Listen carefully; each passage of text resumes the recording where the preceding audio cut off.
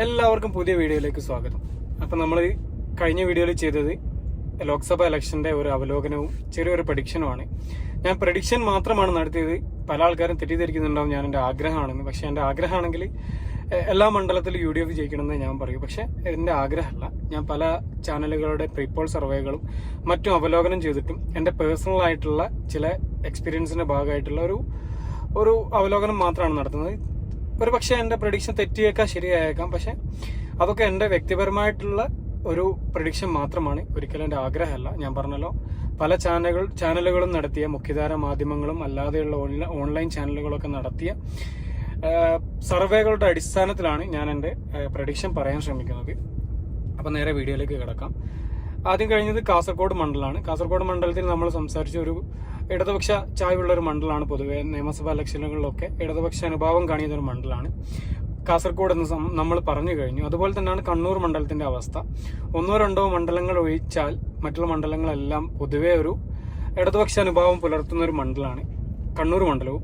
പക്ഷെ അവിടെ ലോക്സഭ ഇലക്ഷൻ വന്നാൽ പൊതുവെ നമ്മൾ കാസർഗോഡ് മണ്ഡലത്തിൽ കണ്ടതുപോലല്ല.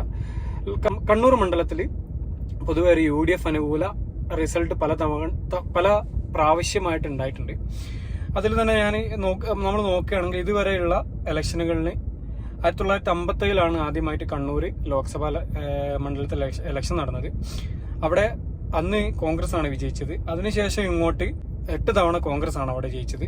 വളരെ കുറച്ച് തവണ മാത്രമാണ്, 6 തവണ മാത്രമാണ് CPM അവിടെ അല്ലെങ്കിൽ LDF അവിടെ ജയിച്ചത്. കഴിഞ്ഞ തവണത്തെ ഇലക്ഷൻ റിസൾട്ട് നോക്കുകയാണെങ്കിൽ കഴിഞ്ഞ തവണ കോൺഗ്രസിലെ K. സുധാകരൻ, ഇപ്പോഴത്തെ KPCC പ്രസിഡന്റായ K. Sudhakaran PK ശ്രീമതിയെ 94,559 വോട്ടിനാണ് പരാജയപ്പെടുത്തിയിരുന്നത്. K. Sudhakaran 50.74% vote നേടിയപ്പോൾ PK ശ്രീമതി 41.68% വോട്ടാണ് നേടിയത്. BJPക്ക് വേണ്ടി CK പത്മനാഭൻ 6.56 വോട്ടും SDPAക്ക് വേണ്ടി KK അബ്ദുൽ ജബ്ബാർ 0.78% വോട്ടുമാണ് നേടിയത്. കഴിഞ്ഞ തവണ നല്ല മികച്ചൊരു ഭൂരിപക്ഷത്തിലാണ് K. സുധാകരൻ ജയിച്ചു കയറിയത്. ഇനി ഇത്തവണത്തെ ഇലക്ഷനിൽ മത്സരിക്കുന്നത് UDFന് വേണ്ടി K. സുധാകരൻ തന്നെയാണ്.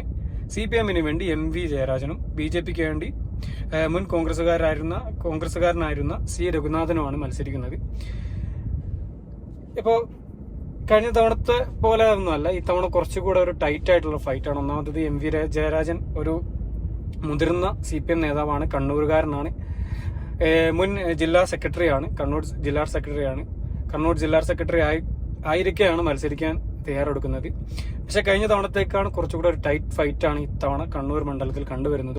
ചാനലുകളിലൊക്കെ രണ്ട് പാർട്ടിക്ക് മുൻതൂക്കം പ്രവചിക്കുന്നില്ലെങ്കിലും കൂടെ നേരെ മുൻതൂക്കം പല സർവേകളിലും ഇടതിനും, നേരെ മുൻതൂക്കം പല സർവേകളിലും UDFനുമാണ് അവർ പ്രഡിക്റ്റ് ചെയ്യുന്നത്.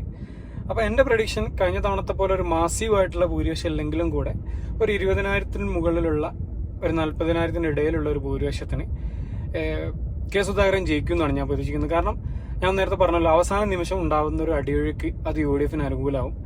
കാരണം കേന്ദ്ര സർക്കാരിനോടുള്ള വിരോധത്തെക്കാൾ കേരള സർക്കാരിനോടുള്ള വിരോധമായിരിക്കും ഈ വരാൻ പോകുന്ന ലോക്സഭാ ഇലക്ഷനിൽ പ്രതിഫലിക്കാൻ പോകുന്നത്.